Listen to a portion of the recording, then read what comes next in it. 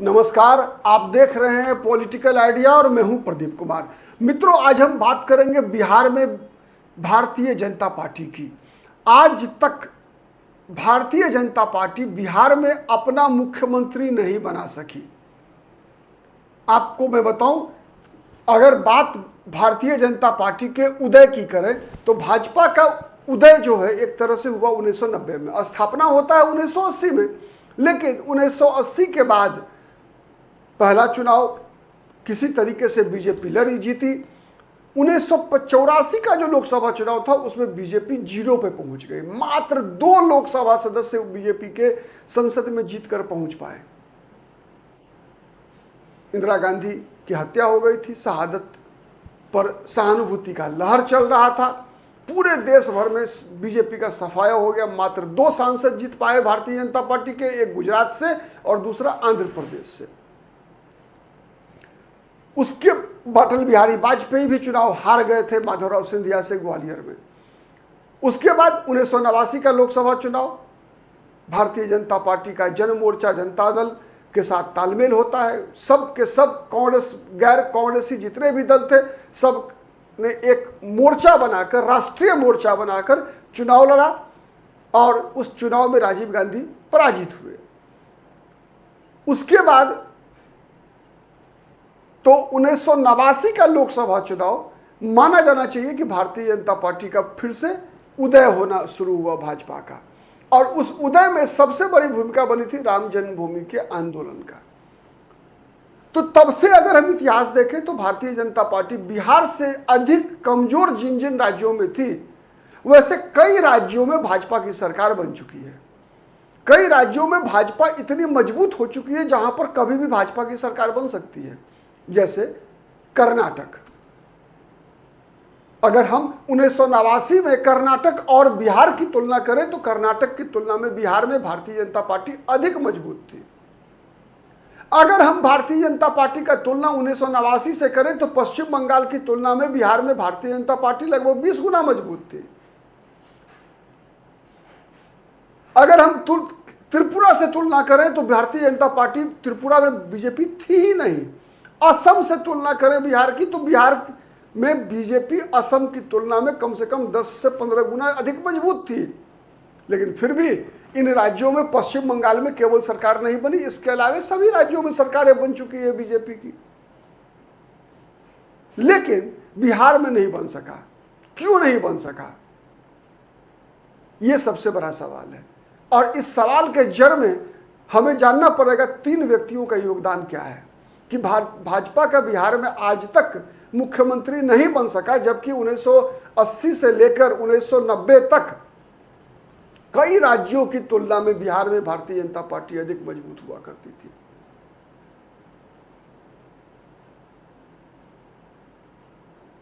तो अगर 3 चेहरे का अगर हम विश्लेषण करें तो सबसे पहला चेहरा आता है अटल बिहारी वाजपेयी का।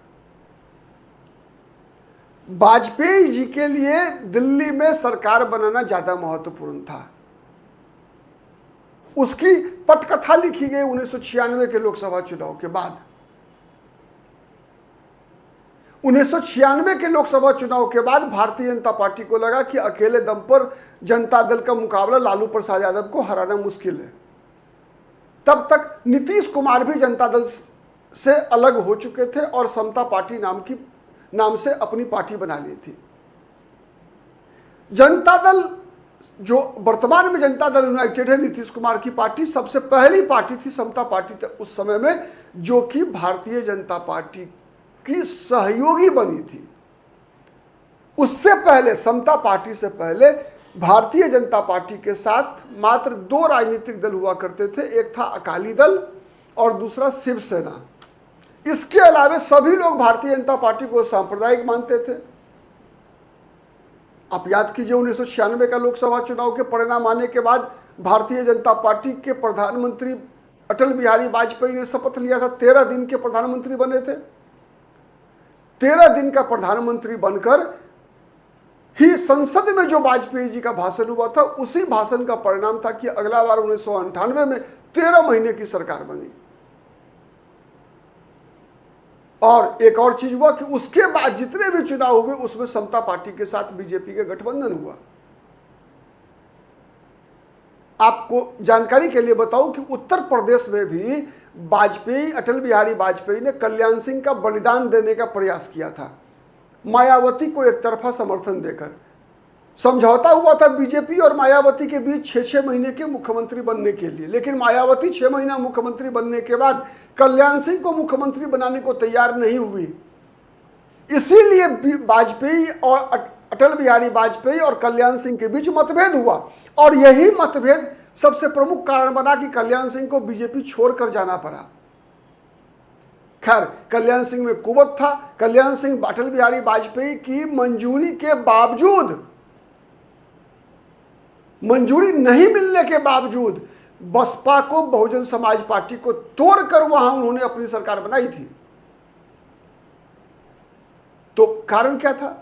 कारण यह था कि वाजपेयी जी चाहते थे कि मायावती की शर्तों को मानकर ऐसी परिस्थिति पैदा हो कि लोकसभा चुनाव में बीजेपी को सीटें मिले और विधानसभा चुनाव में मायावती रहती है तो कोई दिक्कत नहीं है अटल बिहारी वाजपेयी को। उत्तर प्रदेश में बसपा ही सरकार बनाए तो कोई दिक्कत नहीं है वाजपेयी जी को। प्रधानमंत्री बनने में उनको दिक्कत नहीं हो, उत्तर प्रदेश से अधिक सीटें जीत कर जाए। वही रणनीति बिहार में भी वाजपेयी जी ने बनाया कि बिहार से अधिक सीटें लोकसभा की जीतकर एनडीए जाए दिल्ली, भले ही बिहार में सरकार किसी की भी बन जाए, बीजेपी का मुख्यमंत्री हो या बीजेपी के सहयोगी नीतीश कुमार को मुख्यमंत्री बने। तो जब मौका मिला 2000 में सरकार बनाने का बिहार में, तो उस समय पहली बार भारतीय जनता पार्टी के 67 विधायक थे यहां और जनता दल यू के मात्र 34। बीजेपी के वर्ष 2000 के विधानसभा चुनाव में 67 विधायक जीतकर आए थे, लेकिन समता पार्टी के मात्र 34 नीतीश कुमार के। फिर भी अटल बिहारी वाजपेयी ने, उस दौरान विनोद चंद्र पांडे बिहार के राज्यपाल थे, अटल बिहारी वाजपेयी ने नीतीश कुमार को मुख्यमंत्री बना दिया। और जब एक बार नीतीश कुमार मुख्यमंत्री बन गए, भले ही वो सरकार गिर गई 7 दिन में ही, तो नीतीश कुमार की छवि वैकल्पिक मुख्यमंत्री के रूप में वैसे ही बन गई जैसे 13 दिन के प्रधानमंत्री बनकर और संसद में भाषण देकर अटल बिहारी वाजपेयी 1998 में चुनावी जीत की पटकथा लिख दिया था। वही हाल हुआ नीतीश कुमार के साथ कि 2005 के फरवरी वाला चुनाव में बहुमत नहीं मिला, और जब 9 अक्टूबर का चुनाव हुआ तो उसमें पूर्ण बहुमत से सरकार बन गई नीतीश कुमार और बीजेपी की।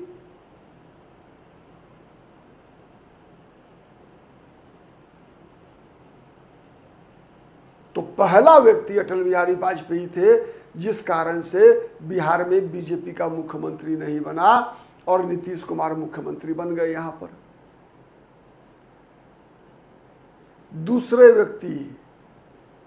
दूसरा व्यक्ति थे अरुण जेटली, जिनके कारण बिहार में बीजेपी का मुख्यमंत्री नहीं बन सका। उस बार भी वर्ष 2000 में भी अरुण जेटली ही वह व्यक्ति थे जिसने वाजपेयी जी को नीतीश कुमार के पक्ष में तैयार किया था। नीतीश कुमार के पक्ष में समता पार्टी के राष्ट्रीय अध्यक्ष जॉर्ज फर्नांडिस भी नहीं थे।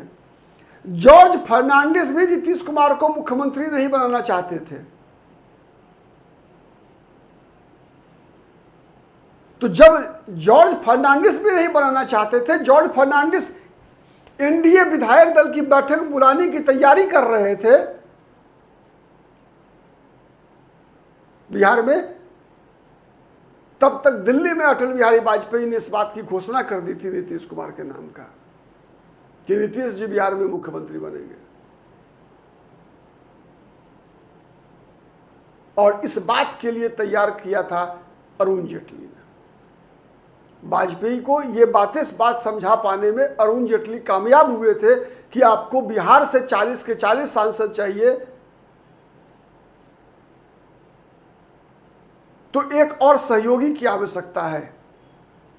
जबकि इतिहास गवाह रहा है कि ऐसा कभी नहीं हुआ है किसी भी राज्य में। भारतीय जनता पार्टी में, चूंकि बिहार की राजनीति 1990 के बाद से केवल और केवल जातीय समीकरण के आधार पर चल रही है, तो भारतीय जनता पार्टी अगर 2000 में अपना किसी नेता को, जैसे नंदकिशोर यादव को हो, चाहे प्रेम कुमार रहे हो, चाहे कोई भी किसी भी जाति समाज से या फिर किसी दलित समाज से किसी संजय पासवान को, किसी कामेश्वर पासवान को बिहार का मुख्यमंत्री बना दी रहती, तो बिहार में भी नेता के रूप में उसी प्रकार से विकास हो गया रहता। किसी कोई शिवराज सिंह चौहान बन गया होता, कोई कल्याण सिंह बन गया होता, कोई योगी आदित्यनाथ बन गया होता, कोई छत्तीसगढ़ जैसा रमन सिंह बन गया होता। मौका मिलता तब तो मौका तो बीजेपी ने दिया नीतीश कुमार को।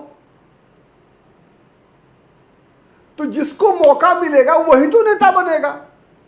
अगर कल्पना कीजिए कि 1990 में बिहार के मुख्यमंत्री लालू यादव नहीं बने होते और लालू प्रसाद यादव के बदले बिहार में नीतीश कुमार मुख्यमंत्री बन गए होते जनता दल के, तो आज जो लालू प्रसाद यादव को माना गया 1990 से लेकर 2005 तक पिछड़ों, दलितों, अकलियतों के मसीहा के रूप में जो लालू प्रसाद यादव की पहचान बनी, क्या वो पहचान बन पाती? विश्वनाथ प्रताप सिंह अगर प्रधानमंत्री नहीं बने होते तो क्या वो मंडल आयोग का रिपोर्ट लागू कर पाते? सवाल सबसे पहला है मौका का। जब किसी को मौका मिलेगा तभी तो वो चौका मारेगा। अब मौका मिला नहीं तो देखिए, नीतीश कुमार को मौका मिला, नीतीश कुमार चौका मार चुके हैं। 5 से 10, 10 से 15, 15 से 20, अब 20 से 25 चौका मार चुके हैं नीतीश कुमार। और ये चौका मारने की पटकथा लिखी गई पहली बार जब वाजपेयी ने अरुण जेटली के सहयोग से नीतीश कुमार को बिहार का मुख्यमंत्री बनवाया। और इन दोनों को बिहार में फीडबैक दे रहे थे एक और मोदी, सुशील मोदी, तीसरा चेहरा। सुशील मोदी ने 2 काम किया है। एक काम तो अरुण जेटली के नजदीक थे, विद्यार्थी परिषद के दिनों से अरुण जेटली से संबंध था इनका, चूंकि विद्यार्थी परिषद में बड़े पद पर रहे थे सुशील मोदी, तो वाजपेयी जी के समक्ष भी इनकी पहुंच थी बहुत। तो इस नीतीश कुमार की पैरवी में सुशील मोदी ने कहीं कोई कोताही नहीं बरती, क्योंकि सुशील मोदी को लगता था कि वो जिस जाति समाज से आते हैं उस जाति वर्ग का व्यक्ति इस जातीय राजनीति के दौर में बिहार का मुख्यमंत्री बनकर अधिक दिनों तक नहीं चल पाएगा। तो इसीलिए मुख्यमंत्री बनने से बेहतर है कि उप मुख्यमंत्री ही बना जाए, लेकिन लंबे समय तक बिहार की सत्ता पर काबिज रहेंगे। इसी रणनीति के कारण, चूंकि सुशील मोदी डरे हुए थे कि बिहार में कोई भी बड़ी जाति का व्यक्ति लालू प्रसाद यादव के उदय के बाद कोई ऐसा समीकरण लेकर जब तक नहीं आएगा जाति का, तब तक बिहार की सत्ता पर लगातार कब्जा बनाए रखना मुश्किल है। चूंकि सुशील मोदी पढ़े लिखे नेता थे, राजनीति की समझ थी, बिहार की डेमोग्राफी की उनके पास एनालाइज करने की क्षमता थी, तो वो ये चीज भांप चुके थे कि सुशील मोदी जिस जाति वर्ग से आते हैं, मारवाड़ी समाज से आते हैं, उसके पास जो वोट बैंक है नकारात्मक है, वो नुकसान पहुंचाने वाला है, सत्ता में नहीं टिक पाएंगे, उनकी खूंटें उखड़ जाएगी। इसीलिए सुशील मोदी ने एक तरफ नीतीश कुमार का समर्थन किया कि नीतीश कुमार जिससे कि मुख्यमंत्री बने तो डिप्टी सीएम की कुर्सी नंबर 2 का पोजीशन सुशील मोदी का फिक्स हो जाए, परमानेंट हो जाए।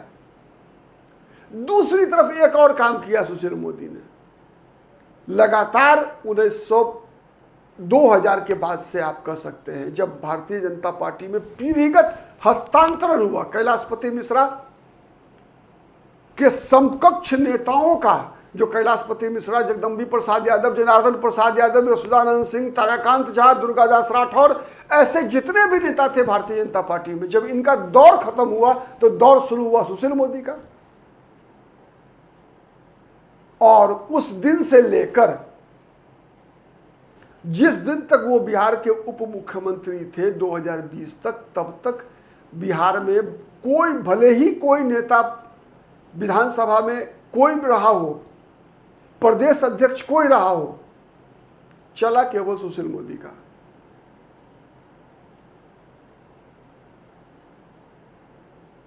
और सुशील मोदी ने इतना कर दिया कि जिससे कि 20 साल तो सही है नीतीश कुमार मुख्यमंत्री हो चुके, आने वाले 10 साल में भी भारतीय जनता पार्टी से कोई ऐसा नेता उभर नहीं पाएगा जो कि नीतीश कुमार को चुनौती दे सके या बिहार की राजनीति में भारतीय जनता पार्टी को अपने पैरों पर स्थापित कर सके। मतलब सुशील मोदी ने हर उस चेहरे को कतर दिया जिसके अंदर राजनीतिक क्षेत्र में आगे बढ़ने की संभावना थी, चाहे वो किसी भी जाति वर्ग से आता हो।